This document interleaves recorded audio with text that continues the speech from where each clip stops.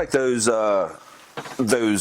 old school movies like that, like old Jackie Chan type movies. I used to love kung fu movies, like because my dad used to get them from somewhere, and that's all he would ever watch. There was old movies, so like where it's like the snake, right. The grasshopper, So the crane. Like I got some. I mean, growing up, they used to cut like stuff used to come on TBS and TNT, and I used to watch that kind of stuff. There used to be. Have you ever seen the movie Jim Cotta?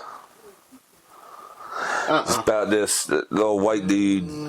He's like a gymnast, and he goes over to this island with these like all these ninjas and samurais and shit. Yes. And he has to do all kinds of like fighting and but it's like early 80s probably. I was real young when but it's like arrows and he has to do all they have graphics. He has to do all kinds of man that was one of my favorite movies. It was a good movie. Like as a spiritual kung fu, that was my favorite early young Jackie Chan movie. It was just something about real quick, it was like a priest got murdered, a monk got murdered, so then they had to investigate. And Jackie Chan was just the dish boy. He stumbled across some scrolls, and he opened up the scrolls. These 5 ghosts popped out, and they're like, "We're going to teach you all the moves." And it was just like, but like it was just like, and then when he mastered the moves, he killed one of the monk's son, and the monk was like, I was the one behind it. It was just like, but them movies. Like, I try to watch them. I'll watch couple of them on Tubi and stuff like that. Tubi has them. But what was that channel that Lucha Underground used to come on? El Rey. Oh, they were good. Yeah. I loved El Rey because it like took me back, and it was funny because my dad used to show them to me. Then one day, like I go to my grandma's house. We went to my grandma's house, and she was just like, "Yeah, y'all come." He was like, "Oh, y'all have a seat." She was like, "I just put the 5 Venoms on," and then like full circle, I'm like, oh, that's where he got it from. Cause my grandma, it was like the 5 Venoms. It was was one of them old school kung fu movies. They wore the mask, and like somebody had to defeat each Venom. And she was like, "Yeah, I just put the 5." So it was just funny because I'm also a wrestling fan because it was like. It like transcended, but yeah, I love. You don't say. But yeah, I do love those. I love those movies, and I love that you can really only get them on DVD. Like, yeah, because I'm a sucker for a DVD. I am a sucker for physical media, so I've got boxes between me and my wife. Got boxes of CDs. Yep. Yeah. We used to have all the Disney stuff on VHS. We gave all that stuff away. When my daughter, we bought all of it. Could you go through a phase of like, I had all the space. I had VHS movies in your 30s and 40s, and then I would buy it on DVD. Like I used to have the original. Of the first 3 Star Wars, but it wasn't A New Hope. It was just Star Wars, and it was before any of the shit that they added to it. It was all original from 1977. And that was on VHS. That on VHS. I bought that from used to be a place in the mall called Saturday Matinee. There's a lot of things that you can get that you can't get in DVD form that you VHS. You got it. I had a videotape because I still love VHS. VHS is good, and I called it the greatest moments. You had to rewind, but it was like it was moments in cinema that just stood out. And like if I watch something, I'll record it, and that's what I loved about VHS. Where you could just record certain stuff, and it was like I was recording. Like for example, when Mickey's talking to Rocky. He's like, "Hey, Rock, come in." It was like it was like from Rocky 5. Oh, yeah. And he was like, it's a cufflink. Oh, yeah. And I was like, I recorded that scene. Rocky Marciano, give me this. And then it jumped straight from that Rocky scene to Samoa Joe coming out on TNA Impact when he fought Kurt Angle for the world title. For all the belt. Yeah. And he came out and he just did a haka dance. Mm-hmm. So it's like, and then Randy Orton's first night coming out with Voices. When Randy first debuted, it was just like, it was a videotape of like all great moments. I was like, oh, let me get this real quick. And I recorded it. And it was just like, Because I'm like, Yeah.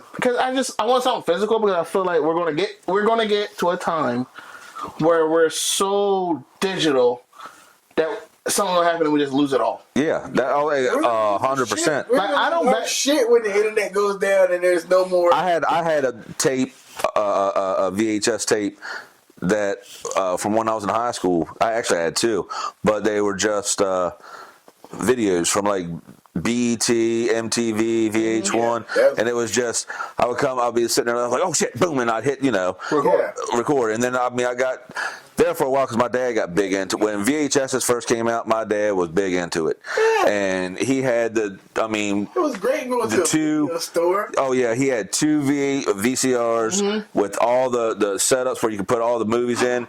So he would go and rent them, bring them home, record them, and then take them back. Yep. So we had like some tapes had 3 or 4 movies on them, and he probably had, gosh, I don't know, a shit ton. But my dad did this.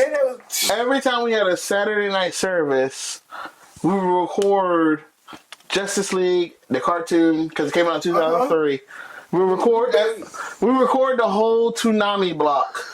90s kids will know what Toonami is. Time to record everything. But we'll record the whole Toonami block on a Saturday or a Sunday. No, it was a Saturday. Loved it. We'll record the whole Toonami block on a Saturday.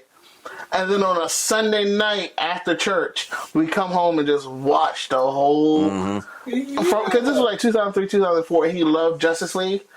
So the cartoon Justice League. That's about right. So he'll record it because it's like, oh, we got church tonight, record it. And they also caught Justice League Magnus XLR, or it was I think it's Magnus XLR, Dragon Ball GT, and it was just like we just watched that whole block.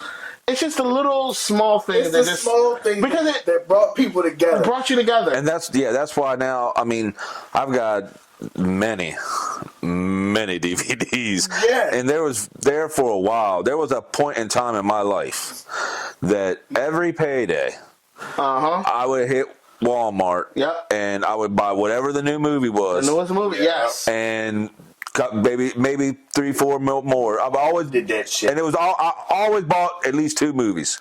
Oh, we used to. Did that. And then they came out with the $5 bin, and I was like, oh shit, I'm going crazy. But here's what we did. I was always the movie guy.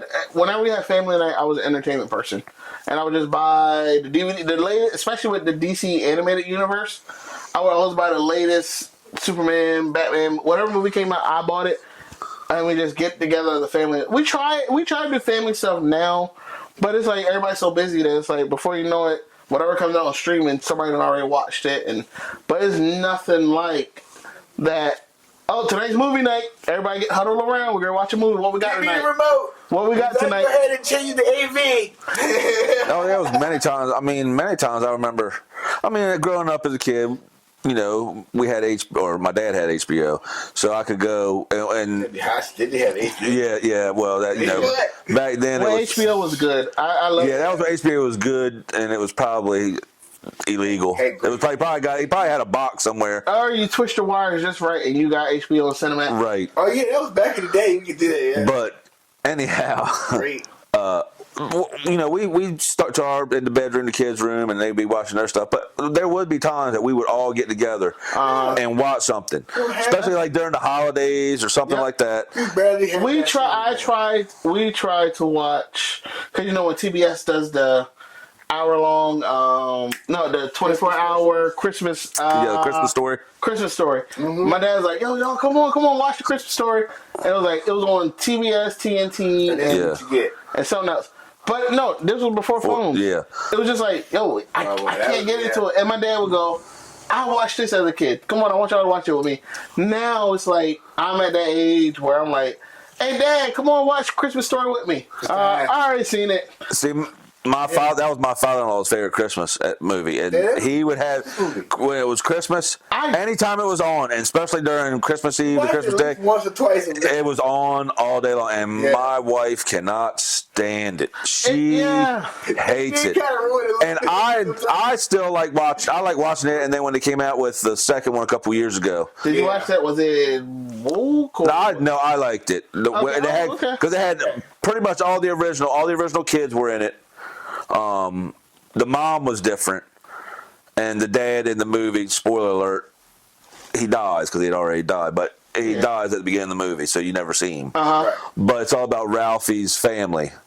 And Ralphie's the grandfather now, right? No, Ralphie's the dad. Oh, okay. Yeah, Ralphie. It's his family goes to the house where he grew up with the leg and everything. Oh, okay. His family go there because his dad died right before Christmas. So he's there because his dad wasn't there for Christmas. He goes there to be with his mom for Christmas. And so I do like stuff like that. Those are good movies. Yeah, that was like stuff good. like that. But it's you would if you haven't seen it. Okay, I highly recommend it. I'll be honest. Last Christmas, 2024 Christmas, I just finished the Christmas Story.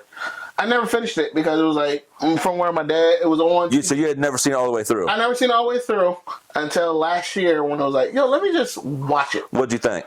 I like it. Right. It was like, it's definitely. I like the part where he actually gets to a fight because he just snaps. Yeah. And then his mom is like, "Oh, Ralphie talked to some boy." His mom took up for him. Yeah.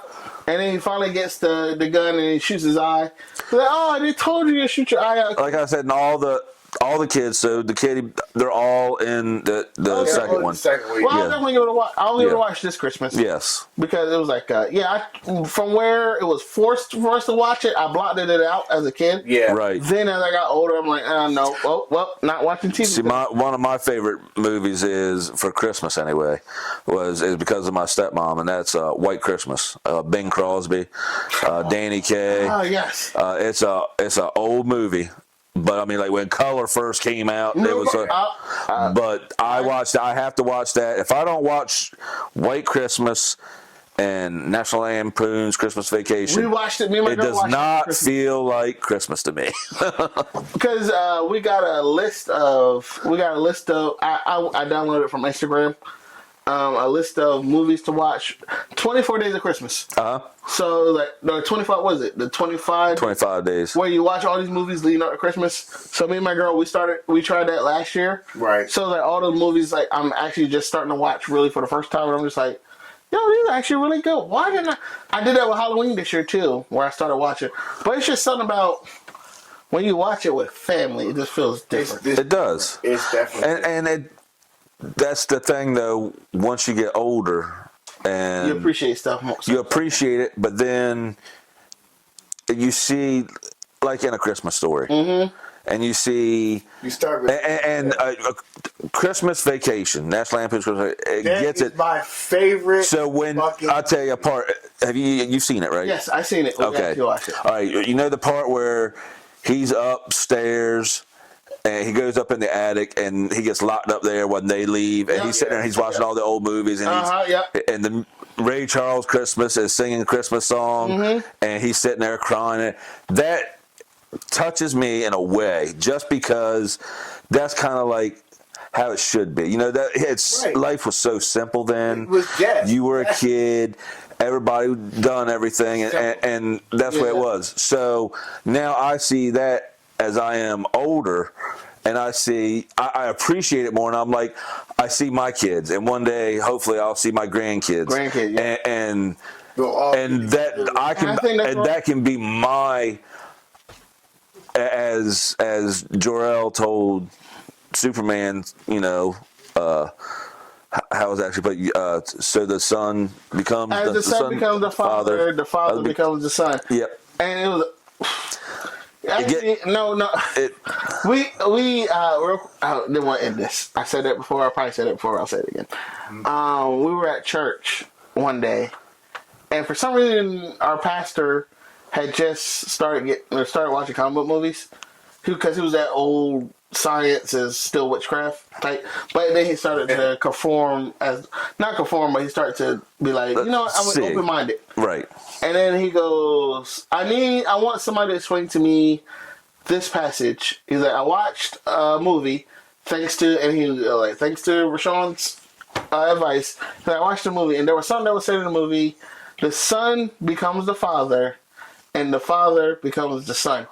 Somebody explained that to me, and it was just like then my dad, he gave an explanation, and then he goes, because one day my son is going to take care of me as I took care of him, or he'll take care of the burdens as I carry the burdens for him. He'll carry the burdens for me, and it was just like, that's why it's like I'm always hard on myself about certain things of like, I need to be good at what I'm good at, because my dad is a badass when it comes to driving trucks and stuff like that.